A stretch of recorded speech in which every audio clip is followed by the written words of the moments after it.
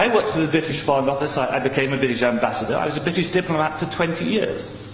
I was always very patriotic to be British. I was very, very proud. I remember when I first became a British ambassador and first went out in my own flag car with the Union Jack flying on the front as the ambassador, you know, I had a lump in my throat. It was a proud moment for me. It was only 6 months after that I discovered that in the country where I was ambassador, we and the Americans were shipping people in order for them to be tortured. And some of them were tortured to death. Now, as you may imagine, my worldview changed. It was at the same time, about a month later, we invaded Iraq against the will of the Security Council. Not just without permission of the Security Council, but in the full knowledge that if it had gone to the Security Council, we would have been voted down. And I, as a British diplomat, saw all the internal memos that went through that decision. I know for certain, I used to be head of the FCO unit that monitored Iraqi weapons of mass destruction. I know for certain, I can tell you, that they knew there weren't any. It wasn't a mistake, it was a lie. I think it is impossible to be proud of the United Kingdom.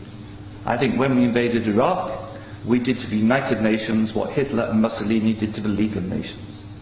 And I think what we've done since, where the truth is often much hidden, in the bombing. If you look at Libya, disaster now, we bombed it. We killed 15,000 people when NATO bombed Sirte, something they never told you on the BBC.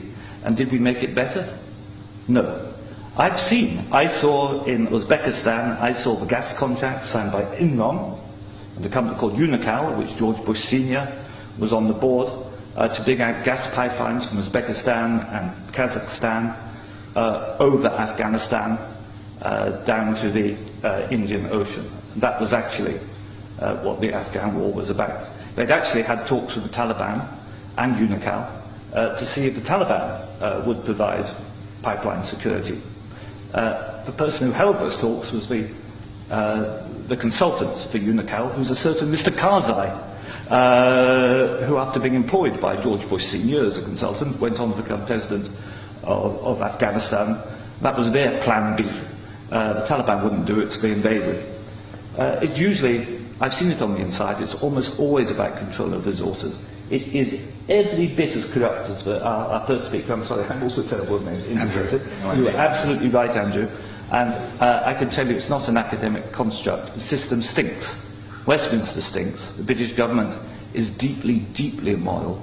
They don't care how many people they kill abroad if it advances them. And anybody who votes no is voting to support a psychologically flawed, a pathological state, which is a danger in the world, a rogue state, a state prepared to go to war to make a few people wealthy. That's why I say it's not possible to be a decent person and vote no, and we shouldn't be ashamed to say that.